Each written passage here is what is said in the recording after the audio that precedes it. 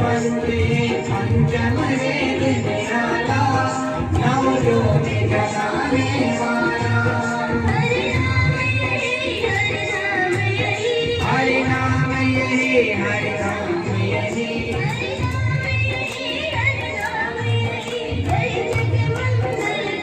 आरती पापियों को पाप से आरती पापियों को पाप से आरती श्री भागवत भगवान की आरती पापियों को पाप से आरती भागवत भगवान की आरती पापियों को पाप से उन्होंने प्रसन्न होकर कहा बेटा क्या चाहते हो? माँ गंगा को धरती पे प्रवाहित कराना चाहते हो, कृपा करो महाराज आप एक कृपा से ही ऐसा सब संभव हो सके। ठीक है आने दो। शंकर भगवान ने अपने बाल फैला लिए चारों तरफ, त्रिशूल पकड़ करके खड़े हो गए। गंगा महारानी गए ऊपर से, उसके भीतर में एक अहंकार अहम ये बोले बाबा ये मेरे दाम को क्या ठहर रोक पाएंगे? मैं तो इनको ही जो है लेकर के पाताल लोक में चली जाऊंगी।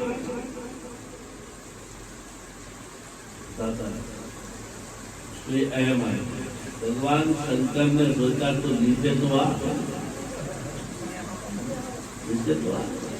तो बाद में पता चलेगा क्या होता है। अब तो जैसे गंगा ऊपर से चली सत्यलोक से और वहां से जैसे चलती है और भगवान शिव के मस्तक के ऊपर आकर के जैसे दाल गिरी, कहा तो जो भगवान शंकर को पाताल में ले जाना चाहते थे और उसी समय भगवान शंकर ने जो मस्तक उगाया और ऐसा बंद बांधा कि अच्छे अच्छे बांध बांधने वाले इंजीनियरों को फेल कर दिया। ऐसा बांधा भीतर में बन गई, निकलने का जरा सा भी सुराग उसको मिल नहीं सका, जरा सा भी छिद्र उसको प्राप्त नहीं, कहा से बांध दिया। लोग सीमेंट से पत्थरों से लोहे से बांध बनाते हैं और जो है खूब प्रयास करते हाथ करने का, फिर भी उसमें से पानी रिस जाता है बांध में से। लेकिन भगवान शंकर ने सारे इंजीनियर फेल कर दिए। बालों का बंद ऐसा बांधा, साफ ऐसा बांधा। माता बहनें भी बांधने में बहुत मजबूत होती है। ये भी अपना माथे का झुटका ऐसे बांध के बताई, हर कोई दूसरा खोल नहीं सकता उसे, उसकी चाबी उसी के पास रहती, खोल नहीं दूसरा कोई खोल नहीं सकता, ऐसा बांध। तो भगवान शंकर ने ऐसा बांधा उसको, उसमें से निकलने के कई रास्ता नहीं, सारा अहंकार चूर चूर हो गया। सोच रहे थे कि मैं तो पाताल में ले जाऊंगी,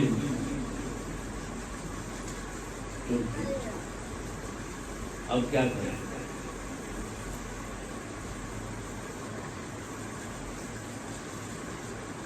शंकर भगवान से प्रार्थना करी, भगीरथ जी महाराज ठीक है तेरी अगर ऐसी इच्छा है, अब अभिमान तो खत्म हो गया उसका, अब चलो इसको आजाद कर देना चाहिए। तो एक थोड़ा सा वाल खोला, आप छोटे मोटे कितने आपने कितने फुवारे के वाल खोले हैं? अब फवारे का जो वाल खोला जाता है, छोटे मोटे फवारे, तो अब पानी कितना ऊंचा जाता है, बहुत ऊंचा है, खोलते हो गया पानी। तो फिर जिसमें जहाँ पूरी की पूरी गंगा जी उसमें जहाँ प्रवेश कर गई है, अब वहां का जो वाल खोला जाएगा तो समझो कितना ऊंचा जाएगा। कल्पना करो कितना ऊंचा गया होगा वो महाराज। शंकर भगवान की जटा में से गंगाधार जो है वो ऐसे बहते साल ऐसे निकले, हो गई और ऊपर से जब वापस नीचे आती है तो कितने सुंदर लगते हैं। भगवान श्री की भी शोभा और सुंदर बढ़ जाती है। आपने कैलेंडरों में देखे होंगे ना भगवान शंकर का जब नीचे वापस आते तो भगवान शंकर की शोभा कितनी शानदार होता है। शंकर तेरी जटा से बहती है गंगाधारा, काली घटा में चमके जैसे दामनी, काली घटा में चमके जैसे दामनी। बोले भंडारी की शीश पर गंगाधारी की लीला है आप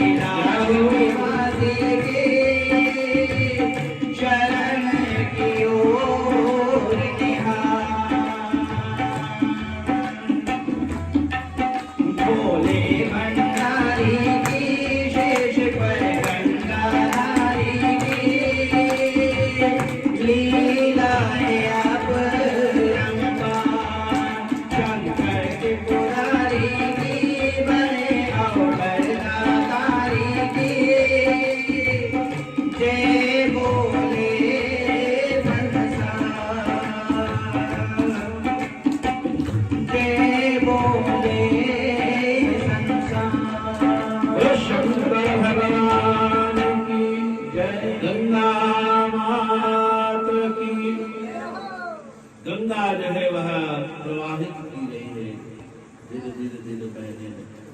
आगे आगे जो है भगीरथ चल रहे, पीछे पीछे गंगा महारानी उस स्थान के ऊपर पहुंचे हैं जहाँ सदियां बीत गई, युग बीत गए, कितनी पीढ़ियां बीत गई और भस्मीभूत वो 60,000 जो थे उनका भस्म वहां पे क्या पता कितने तूफान आए होंगे, कितनी हवा चली होगी, वो क्या बचे होंगे वहां पर, सब समाप्त हो। लेकिन जैसे ही जल ने वहां पर प्रवेश किया, जल का स्पर्श स्थान को हुआ और उसी समय आकाश में से विमान उतर करके आते हैं और सब के सब मूर्तिबंध होकर विमान में बैठ करके भगवत प्राप्त हो जाते हैं। ये गंगा की करामात है,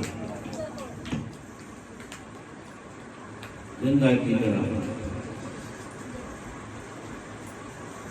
ये पूर्वजों की मेहनत है, महापुरुषों की मेहनत है और आज दिन तक हम सबको जो है यह आनंद लेने को प्राप्त हो रहा है, आनंद हम ले रहे हैं। आज स्थिति बड़ी विचित्र हो गई है कि राम तेरी गंगा मेरी हो गई, मेली होती जा रही है। खराबी हम लोगों की गलतियां हैं, हमारी ही गलतियों से हम लोग जो है उस गंगा को गंदी करते चले न जाने कैसे कैसे केमिकल के वातावरण में फैलाए चले जा रहे, गंदगियां उसमें डालते चले जा रहे। प्रयास चल रहा है उसके भी विशुद्धिकरण का, फिर से उसकी साफ सुथरा उसका प्रभाव देखिए गंगा का। गंगा में तो जो है ना बहुत, गंगा का बड़ा महत्व है। पाप को तो समाप्त करती है, लेकिन उसका जल पान कर लेने से जो है पाप नहीं, हमारे शरीर के जितने भी जो रोग है वो रोग को भी समाप्त करती है, बीमारियों को भी समाप्त करती है। एक जीवा जैसी बीमारियों को नष्ट करने की क्षमता उसके जल में बताई गई। बहुत सारे ये जल एक ऐसा जल है, गंगा जल, जिसके अंदर कभी कोई कीटाणु कीड़ा नहीं पड़ता, तो सुंदर है, साफ है, पवित्र है, और उसकी पवित्रता को बनाए रखने का दायित्व जो है हम सबका है। वो महापुरुष मेहनत तो कर गए, हम केवल इतना ही केवल कहने के लिए न रहे। हम उस देश में रहते हैं जिस देश में गंगा बहती है, केवल यही तक सीमित न रहे, उसकी सुरक्षा और उसकी स्वच्छता, उसकी पवित्रता का जो है उसको बनाए रखने का पुरुषार्थ भी हम अपने जीवन में करते हैं। अस्तु, तो महाराज पितरों के उद्धारण के लिए जैसे ऐसे प्रयास हमारे महापुरुषों ने धरती के ऊपर किया है, तो महाराज खड्वांग दीर्घबाहुश्च लघुतस्मात् पशुश्रवः अजतोष महाराजा दशरथो भवय। हमारे यहाँ भागवत कहते हैं प्रसंग तो बढ़ता ही है साथ।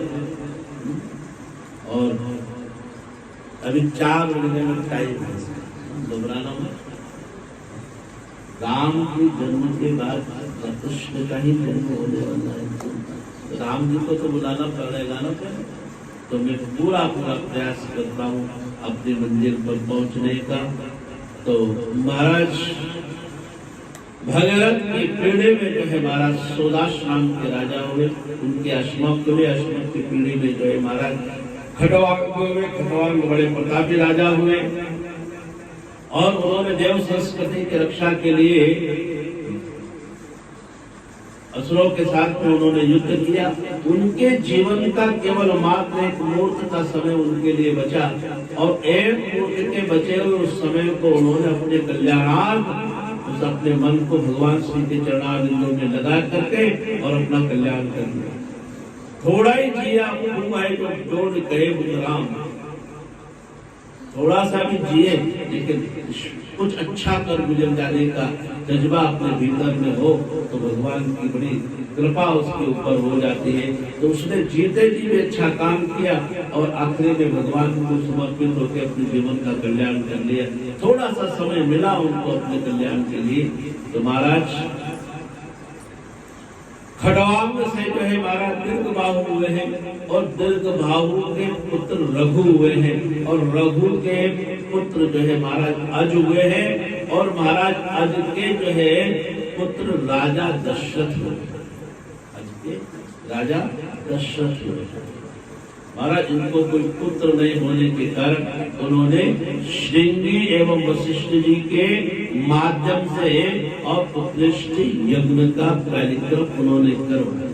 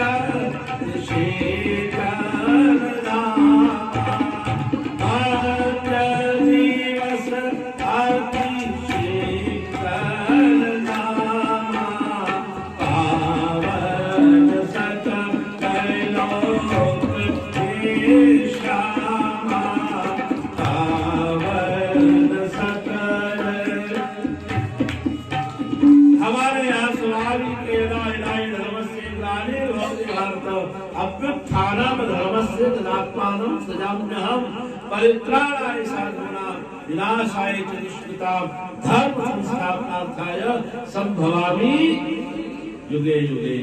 और मां कौशल्या के सामने मेरे प्रभु जो है भगवान का क्या होता है, भगवान का यहाँ पे कुछ जन्म नहीं, भगवान का प्राकट्य होता है। भगवान जन्मते नहीं, भगवान प्रकट होते हैं, प्रकट। इसलिए गोस्वामी तुलसीदास जी महाराज ने जैसे ही 4 भुजा के रूप में भगवान का प्रादुर्भाव प्राकट्य पूर्णिमा के सामने हुआ, 4 भुजा चतुर्भुज के रूप में प्रकट है। और गोस्वामी जी महाराज ने चाहे जहाँ 9वीं तिथि मधुमास पुनीता 9वीं तिथि के दिन मधुमास चल रहा है और अभिजीत का समय है और ठीक मध्याह्न के 12 बज रहे हैं। राम जी दिन के 12 बजे आते, सूर्य वंशी है ना, दिन में 12 बजे आते और भगवान कृष्ण वो 12 बजे आते। दोनों का मामला अलग है, वो रात को 12 बजे, वो दिन को 12 बजे। तो तुम दिन को 12 बजे आए हो तो ठीक है, कोई बात नहीं, उजाले में मैं रात को 12 बजे आऊंगा। तो भगवान का काम ये है साहब, इसलिए दिन के 12 बजे जो है उनका शुभागमन होता है। और बड़े प्रेम के साथ में गोस्वामी तुलसीदास जी महाराज फरमाते हैं क्या, भय प्रगट कृपाला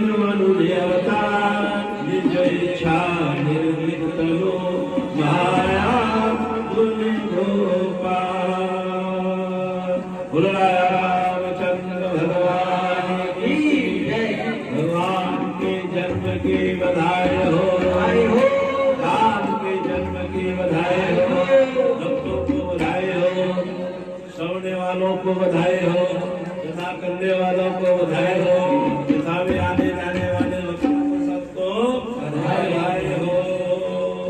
राम पधारे रे भक्तों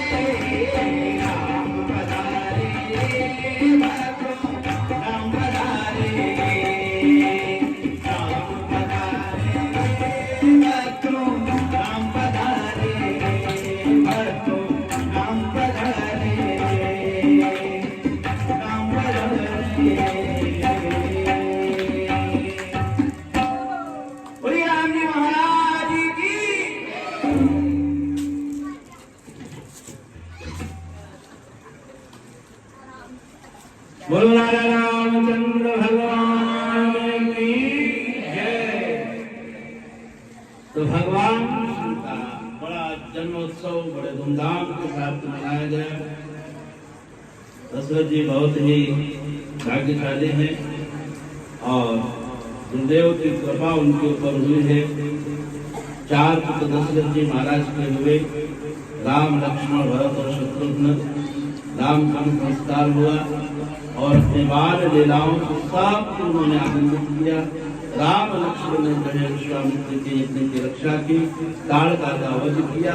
गौतम नारी अहिल्या पर कृपा करके जनकपुरी में पहुंचकर धनुष भंग करके सीता जी के साथ जो उनका जो है महाराज विवाह संपन्न हुआ। सज्जनों, दशरथ जी महाराज ने जो है अपने जीवन का लाभ लेने के लिए सोचा कि इतना अच्छा आनंदमय वातावरण मेरे घर में बना है, बहुत अच्छी बात है, जीवन का लाभ लेना चाहिए। और उन्होंने राम जी को राज्याभिषेक करने का निर्णय ले लिया। केवल एक श्रवण समीप भय सिद्ध कैसा मनोजरठ पद अस्त उपदेशा, सोच करके कि बाल सफेद बाल जो है ये विश्राम के प्रतीक होते हैं। वो लेकिन भाग्यशाली है वो लोग जो विश्राम करना नहीं चाहते। भाग्यशाली होते हैं वो लोग विश्राम करना नहीं चाहते कि हमें विश्राम नहीं करना। भगवान भले कितना ही को विश्राम करने के लिए कि तुम्हारे अपने हमारे बाल सफेद कर दो तो कर दो, कोई बात नहीं, कर दो, कोई बात नहीं। विश्राम नहीं करना तो ये हमारे हाथ की बात है।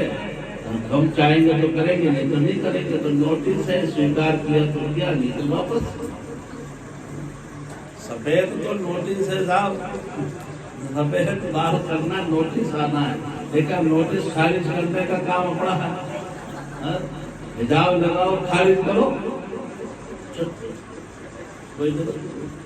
इसलिए अच्छी बात है जितना भी जीवन में आनंद से परिश्रम करना चाहते हो, बड़े प्रेम के साथ में करो, भगवान को जो है। तो यहाँ दशरथ जी महाराज ने जैसे देखा कि बाल सफेद हो गया है, श्रवण समीप भय सिद्ध कैसा, एक बाल सफेद हुआ। और ये भी देवता यही सफेद होता सबसे पहले नहीं। और वहां से जो है देखा तो चलो कोई बात नहीं, अब तुझे विश्राम करना चाहिए और सब राजपाट जो है राम जी को सौंप देना चाहिए। लेकिन जो है मेरी तो आपसे ये की सलाह है कि पूरा जीवन जो है ऐसा बिताना, जवानी ऐसी बिताना जो बुढ़ापे में पश्चाताप न करना पड़े, और बुढ़ापा ऐसा बिताना ऐसा कि हाथ में कटोरा लेकर के भीख नहीं मांगना पड़े, ऐसा नहीं। बुढ़ापा बहुत खतरनाक। और इस समय जो है सब अपना साथ छोड़ करके दूर हो जाते हैं। मैं नहीं कहता कि तुम जो है अपना सारी संपत्ति जो है अपने छोरे के नाम कर दो, देखना पहले, सोचना और समझना, नहीं तो फिर उनके आगे जो है कटोरा हाथ में लेकर के भीख मांगना पड़ जाए तो तुम्हारी सुनी अनसुनी करते कोई भरोसा नहीं।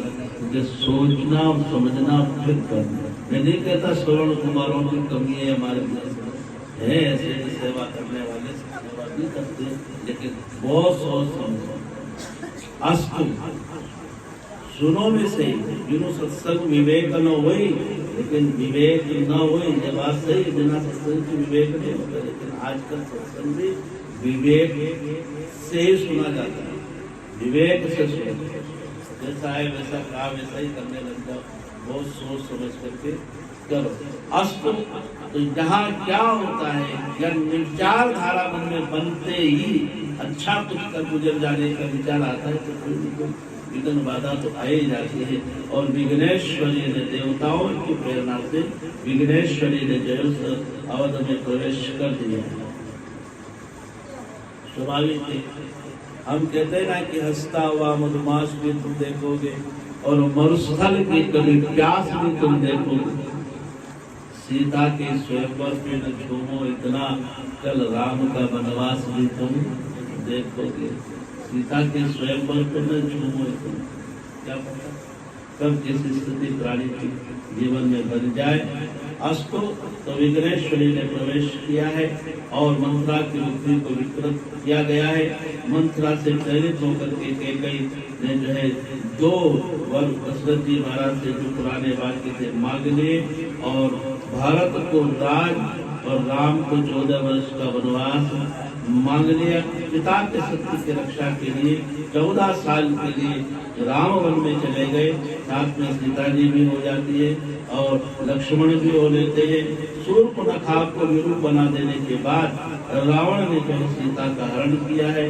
राम जी ने सुग्रीव हनुमान नंद के सहयोग से सेतु को बांधा है और रावण ने राम से मुकाबला करने के लिए अनेक सैनिकों को भेजा है और सब काल के पास हो गए।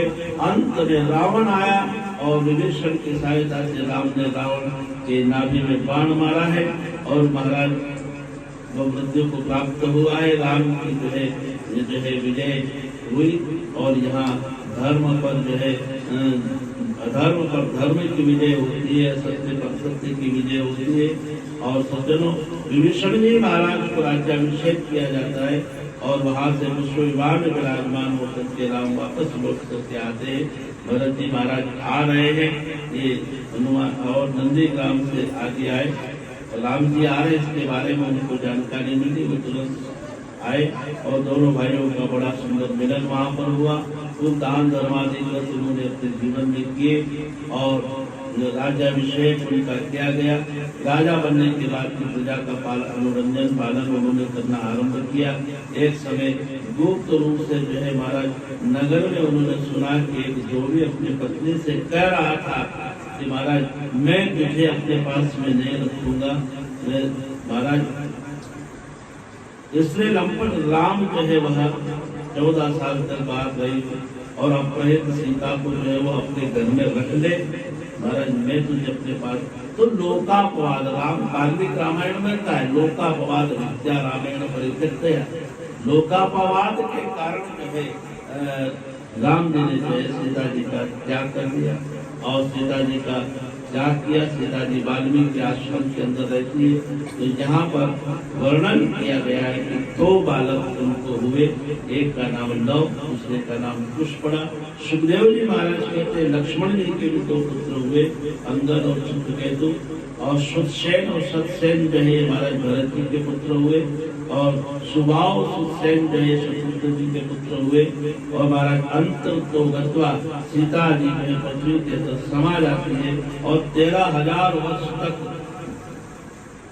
ब्रह्मचर्य व्रत धारण करके और फिर भगवान श्री जो है वो अपने धाम को प्रस्थान कर जाते हैं। तो सूर्यवंश में भगवान श्री राम ने अवतार धारण करके और प्राणी के जीवन को मर्यादित जीवन जीने का पावन संदेश प्रदान किया। चंद्रवंश में भगवान श्री कृष्ण चंद्र का शुभागमन हुआ है महाराज और भगवान श्री कृष्ण ने जो है चंद्रवंश में जन्म लिया। चंद्रवंश में रात्रि को जो है 12 बजे भगवान श्री कृष्ण का आगमन हुआ है। सज्जनों, उन दिनों जो है महाराज उग्रसेन की राजधानी जो थी वह मथुरा थे और महाराज उनका एक लड़का था जिसका नाम था कंस और उसने जो है महाराज सबको परेशान कर रखा था। उग्रसेन के भाई थे, एक भाई था जिसका नाम था देवक और देवक की एक लड़की थी जिसका नाम था देवकी। जब देवकी जो है वो विवाह की योग्य हो गई तो उन्होंने कंस को बुलाया। तो कंस की सलाह से जो है उन्होंने क्या काम किया, वसुदेव जी के साथ में विवाह संपन्न करने की व्यवस्था बनाई। वसुदेव जी महाराज के पास में संबंध जाता है, उनके पास में चर्चा होती है, सहर्ष स्वीकार करते और खूब धूमधाम के साथ में उनके साथ विवाह संपन्न होता है। कंस अपने भाई को वसुदेव को पहुंचाने के लिए सोने के स्वर्णिम रथ पर बिठा करके लेके जाता है कृष्ण और देवकी को।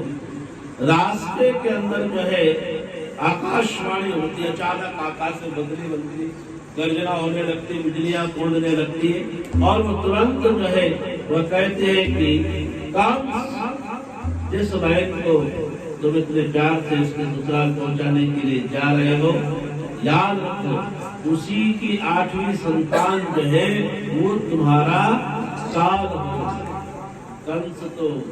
कंस बड़ा अभिमानी प्राणी है और उसने तो दिग्विजय हासिल करके कितने लोगों को पराजित करके अपना गुलाम बना लिया है, और वो भाई को जो है मरना चाहेगा। और मेरी बहन ही मुझे मारने वाले बच्चे को जन्म देगी, मैं तो इसको इतने प्रेम से इसके ससुराल पहुंचाने जा रहा हूँ। आकाशवाणी इस प्रकार की बात कर रही है, अच्छी बात है ना। ऐसा वृक्ष किस काम का जिसके फल को खाए और खाते ही जो है खाते मृत्यु को जो है प्राप्त हो जाए, तो इससे तो अच्छा है कि उस पेड़ को काट के फेंक देना चाहिए। तो उसने उसी प्रकार का उपक्रम किया और मारने लगा। देवकी को वसुदेव जी महाराज ने साम और भेद नीति से उसको समझाया और ये कहा कि चिंता मत करो, तुम इसको तुम्हारी बहन इसकी हत्या तुम मत करो, मारो मत, भयंकर पाप मत करो, ये अपने ससुराल जा रही है। मैं तुमसे वादा करता हूँ कि इसको जो भी संतान होगी मैं तुम्हें ला करके दे दूंगा। इस बात के ऊपर उसे विश्वास हो गया कि हाँ ठीक है, वसुदेव जी सही बोल रहे, झूठ नहीं बोल सकते, धर्मपरायण व्यक्ति है। ठीक है, मैं तुम्हारी बात को मान करके छोड़ता हूँ। तो लेकर के आए और लेकर के तो आ गए घर में, और कुछ काल विकसित हुआ और एक सुंदर बालक ने जन्म लिया और वसुदेव जी महाराज वादे के अनुसार उसके पास लेकर के गए। कंस मूड में था, प्रसन्न था, अरे इससे मुझे क्या होने वाला है, मुझे तो ये पहली संतान है मेरी, मैं तो मामा बन गया हूँ, मेरी बहन का बच्चा है, चलो छोड़ को ले जाओ, इससे कोई डर भय नहीं।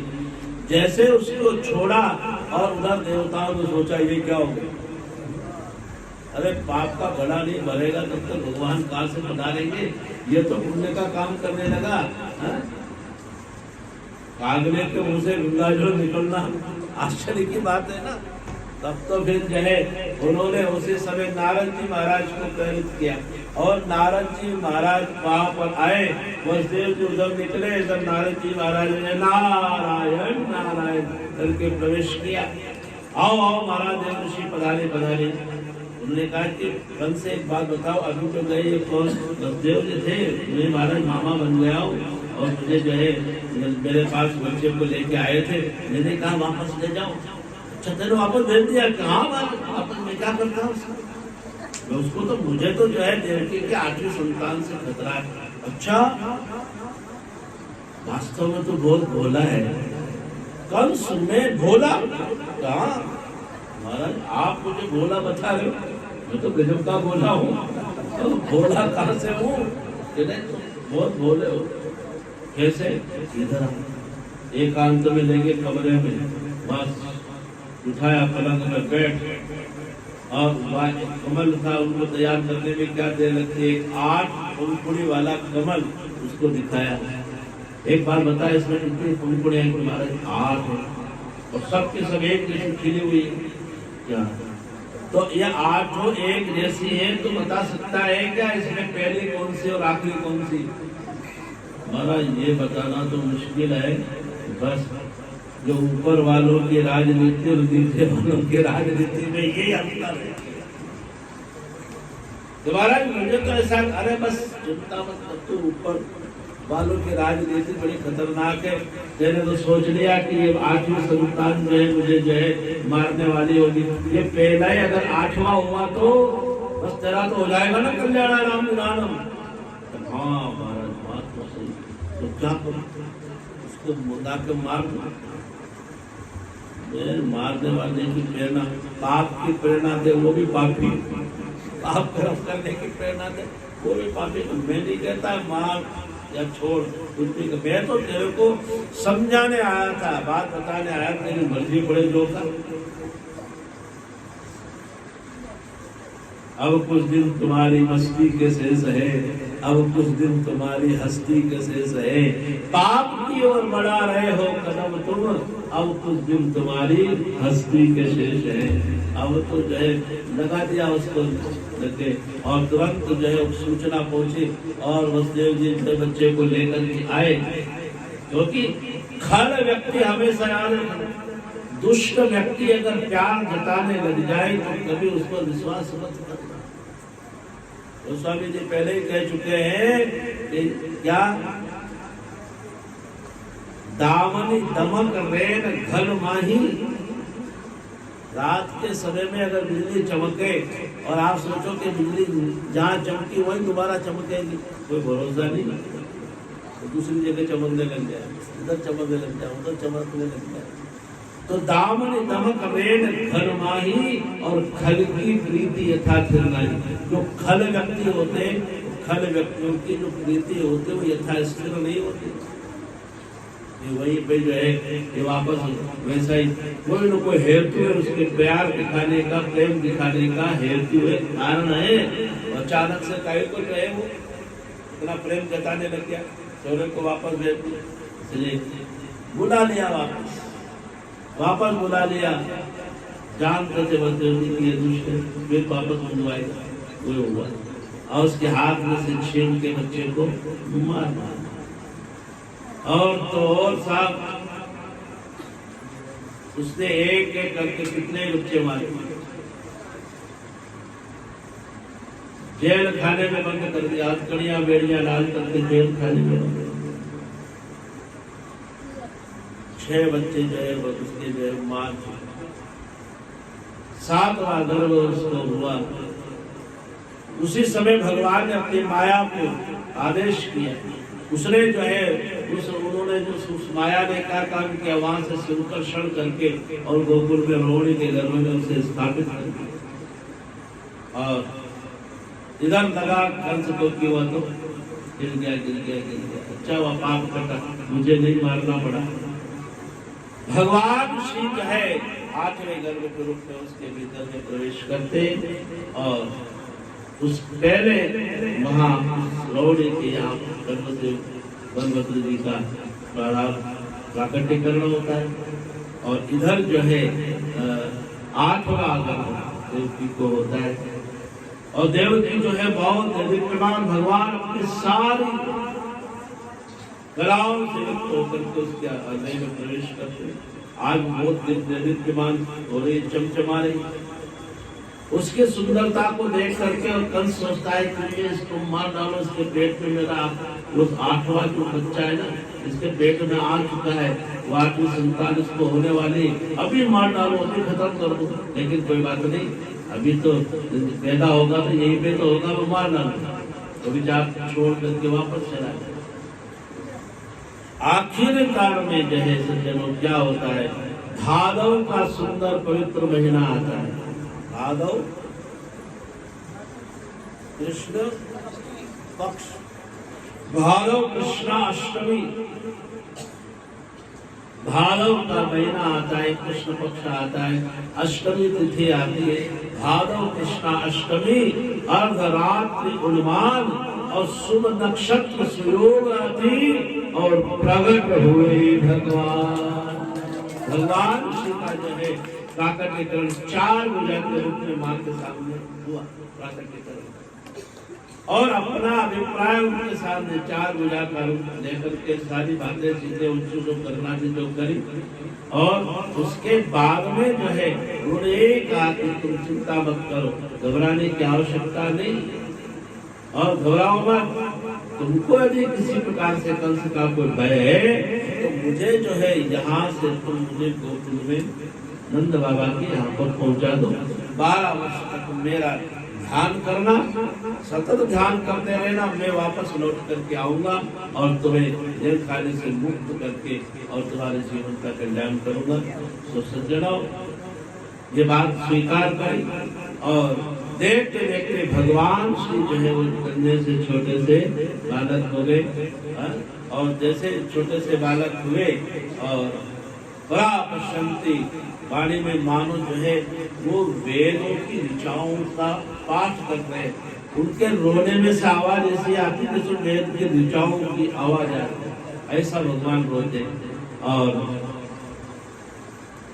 वसुदेव जी महाराज ने टोकरी साफ किया, टोकरी पड़ी थी, उसके अंदर वस्त्र डाला, उसके अंदर उनको विराजमान किया और उनको उठाया हथकड़ी भेड़िया लग रहे, उठा रहे, माथे में धर रहे। जैसे ही मस्तक के ऊपर जो है भगवान को विराजमान किया, और उसी समय क्या हुआ कि उनकी हथकड़ियां भेड़िया जो थी वो सब टूट करके नीचे गिर पड़ी। और जैसे गिरे, इस बात का भी उनको ख्याल नहीं, उनको बड़े मस्त हो रहे हैं उस सेवा में, मुझे तुरंत ले जाना है, बस ये विचारधारा उनके भीतर में। मस्तक के ऊपर विराजमान करते हथकड़ी भेड़ी कुंडे ताले सब खुल गए, अपने आप खुल गए। बात जितने भी थे वो सब पहरा देने वाले, वो सब के सब, क्योंकि योग माया आश्रित, योग माया को आश्रय लिया ना उन्होंने, तो योग माया ने बच्चे को तो वहां पहुंचा दिया। और वो योग माया ने क्या काम किया, वह यशोदा के हृदय में प्रवेश कर गई और एक बालिका के रूप में यशोदा के यहाँ से गर्भ में से जो है वो प्रकट हो गई। उसके आगमन से सबके सब सो गए, जितने भी पड़े थे ग्रसित, सब सोए पड़े। हम सब लोग जानते हैं सारी बातें, लेकिन हमको कुछ याद नहीं रहता, किस कारण कि हम सब योग माया के प्रभाव से ग्रसित आए, हम सब सोए पड़े। कोई बंदा होते जो जाग जाते हैं, वरना सबके सब गायब हो जाते। जैसे सरपणी होती है ना, वो बच्चों को जन्म देती है, बच्चों को जन्म देती है तो एक एक बच्चों को चूक जाती है, देखो उसके आरे में से जो निकल जाता है बाहर वो बच जाता है, और जो आरे में रह जाता है उनको सबको जो है वो चूक जाती, खा जाती है। तो वैसे ये काल जो है सब हम सबको चुग रहा है, तो वही बच रहा है बाहर, निकल गया, सावधान हो गया, माया से जो बच गया वही जो है भगवान को प्रिय बन गया। बाकी तो सब किसी के ग्रास बन रहे हैं, किसी के ग्रास। अष्ट तो सज्जनों, भगवान को लेकर के अंदर से वो भगवान को लेकर के जो है वह चल पड़े, मस्तक पर विराजमान करके बाहर आए तो सावा आकाश में मंद मंद गर्जना हो रही, देखते देखते बरसात शुरू हो गई। आज बरसात शुरू हुई, और देखो लक्ष्मी जी आए, तो भगवान आते, नारायण आते तो बरसात होती, नारायण आते तो बरसात होती है, या फिर लक्ष्मी आती है तो बरसात होती है। गलत बात है क्या? आपके सामने की बात है, गलत बोल रहा हूँ, बोलो शायद सही बात है। या तो नारायण आवे तो बरसात हो, या फिर इसका मतलब नारायण आ गए, नारायण आ चुके हैं, इसलिए तो लक्ष्मी जी आई, और लक्ष्मी जी आए तो भी तो बरसात हुई। अस्तु, तो नारायण को लेकर के निकल पड़े और यमुना के किनारे पर आए। यमुना आज इतनी बरसात बरसी कि पूर्ण हो रही, और भगवान को सामने देखा तो प्रेमाश्रु उसके और ज्यादा निकल गए, और ज्यादा बाढ़ उसमें आ गई कि आज मैं भाग्यशाली हूँ कि मेरे किनारे पर भगवान सबको पार करने वाले, सबका बेड़ा पार करने वाले परात्पर प्रभु यहाँ पे पधार गए। अब तो मुझे इनके चरणारविंदों को धोकर के चरणामृत का पान करना चाहिए। तो जैसे अंदर उतरे वसुदेव जी महाराज, और उतर करके जा रहे हैं, और धीरे धीरे धीरे धीरे धीरे धीरे वह यमुना मैया आगे बढ़ते जा रही है।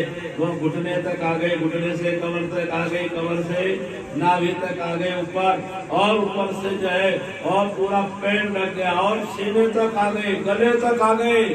उन्होंने सोचा कि ये तो बढ़ते जा रहे हैं, अब क्या होगा, मेरा लाला पे न जाए। उन्होंने अपने हाथ और ऊंचे कर लिए, टोकरी को ऊपर कर लिया, और यमुना मैया सोचते हैं कि ये तो टोकरी को ऊपर करे जा रहे हैं, मैं करूं तो क्या करूं। उधर भगवान अपने भगत की परेशानी को समझ गए कि बेचारे बाबा परेशान हो रहे हैं, तो भगवान और यमुना मैया मेरे चरण धोना चाहते तो पीछे से चरण निकाले और नीचे उतार दिए, और यमुना मैया ने पाद प्रक्षालन करके सर्वव्याधि नाशनम विश्व पुनर्जन्म न विद्यते। बस ऐसा बोला, चरणामृत पान किया और देखते देखते यमुना मैया नीचे उतर गई और जैसे कोई बीच में रास्ता कर दिया हो। यहाँ तो वसुदेव जी महाराज को कुछ पता नहीं चल रहा है कि क्या हो रहा है मेरे साथ, वो तो चलते जा रहे हैं और दो भागों में मानो यमुना मैया बट गए हो, बीच में रास्ता हो गया हो, निकल गए, पहुंच गए और वहां पर सोच रहे कि राम क्या हो रहा होगा। वहां पे दाई माई की व्यवस्थाएं भी कर रखी थी सारी, सबको बुला करके बिठा रखा था, लेकिन योग माया का प्रभाव देखो। वो डोकरी आई थी ना बिना दांतों की थी, बिना दांतों की डोकरी वहां बैठी हुई थी, वो भी पसर गई, पड़ गई, सारे सो गए, वो भी सो गई। अब तो जो है जैसे अंदर किवाड़ खड़बड़ा रहे, हवा चल रही है, बौछारें आ रही है, अंदर घुसे और अंदर घुस करके और जैसे ही जो है देखा उधर तो वहां पर एक छोरी कलबला रही है, पड़ी माया। अब तो जो है उसको भगवान को तो वहां पर विराजमान का टोकरी को उतारा, भगवान को निकाल करके वहां धरा, यशोदा मैया के पास हाथ जोड़ा, प्रणाम किया और माया को उठाया, टोकरी में धरा, सर पे धर करके और वापस जो है देर खाने में आ गए और यहाँ आते वापस बंधन को प्राप्त हो गए। भगवान जो है आते हैं तो बंधनों से मुक्त कर देते हैं, लेकिन माया आती है तो वापस बंधन में डाल देती है। याद रखो, माया पूर्ण प्राणी को बांधती है और परमात्मा मुक्त करता है। अभी न जाने कितने कुछ करो बंधन लिखे हुए थे, इसलिए हाथ में आया हुआ भी परमात्मा हाथ से चला गया और माया हाथ लग गई और फिर वापस बंधन को प्राप्त हो। अस्तु तो यहाँ पर जो है भगवान के शिवागमन पर सब सोए पड़े थे। भगवान ने देखा यार नई जगह ये मैया भी फंसले पड़े हैं, उसको भी नहीं, उसको तो पता ही नहीं छोरा हुआ कि चोरी हो, कुछ पता ही नहीं उसको तो, यशोदा मैया को वो तो फंसले पड़ी, फुकारा मार रही है आराम से, फटकारा ले रही है सांस का और आराम से पड़ी। भगवान ने सोचा ये मैया नहीं पड़ी, मैं तो आया हूँ दूध पीने के लिए, ये मैया को तो देखो सही। और वो देखो दाई बाई वो भी पड़ी।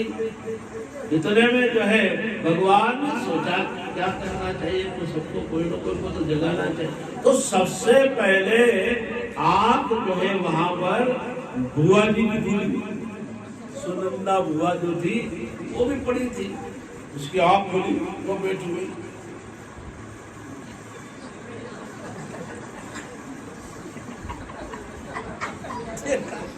क्या हाल चाल है भाभी जी के? देखा देखा बुआ जी, अब देखा भगवान ने बड़े बड़े देख रहे। अच्छा तो उसने भगवान ने थोड़ा सा अपना हाथ हिलाया और हाथ और भाभी को बच्चा हो गया, बच्चा हो गया, हे राम, भाभी को बच्चा भी हो गया। और वो टोकरी मोखड़ी कहाँ गई, वो मोखड़ी टोकरी कहाँ जाके पड़ गई, उसको व्यवस्था के लिए करा बिठाया था और वो तो वहां पड़ी है, शर्म नहीं आती उसको सब देखना चाहिए, संभालना चाहिए। आओ अरे राम, अरे राम, अरे भाभी को लाला हो गया, लाला हो गया, लाला हो गया, लाला हो गया। और नौबतें बज गई और सब कुछ हो गया और फिर भी वो टोकरी नहीं उठी, बुआरी नहीं उसके पास, और उसके पास में टोकरी को पकड़ करके झंझोड़ा, टोकरी उठ, काहे ने बुलाया? तो यहाँ पे पड़वे के खाते बुलाए होगा तो यहाँ पर सोए पड़ने के लिए। क्या हुआ, क्या हुआ? तो आंखों को खोल के देख कहा हुआ वहां, कहा है वो देख लाला है, वो लाला छोड़ा हो है? मेरे भी नहीं होगा, मेरे भी नहीं, तुम क्या करेगी? होने वाला होगा तो ऐसे हो जाएगा, तुम्हारा इंतजार करेगा क्या हो? आने वालों मेहमान, हे राम उठाया उसको भगवान के पास गई, अक्की सी जक्की सी भूली सी भटकी सी रहने देख करके बस फिर क्या था, फिर तो 9 बज गई है और जो है बड़ा सुंदर वातावरण वहाँ का बन गया है। और बुआ ने जाकर के नंद बाबा से कहा है नंदस्वात्मन उत्पन्न जात इलाको महामना, और वहाँ जाकर के जो है उनको सारी बात कही और जैसे ही कहा तो वहाँ तो जो है सब शीतोष्ण जल से स्नान आदि सब कुछ करा करू करके सारे जात कर्म संस्कार इत्यादि शांडिल्य ऋषि के माध्यम से करवाए और फिर बाद में फिर बड़ा उत्सव मनाया वहाँ पर, बड़ा सुंदर नंदोत्सव जन्मोत्सव भगवान का वहाँ पर मनाया गया है। और बड़े प्रेम के साथ में जो है सब लोग वहाँ से सब धज करके वहाँ पर आए हैं और बहुत सुंदर बधाइयाँ वहाँ पर गाना आरंभ किया है प्रेम से। भगवान श्री कृष्ण के जन्म की बधाई हो, सब भक्तों को बधाई हो, सब श्रोताओं को बधाई हो।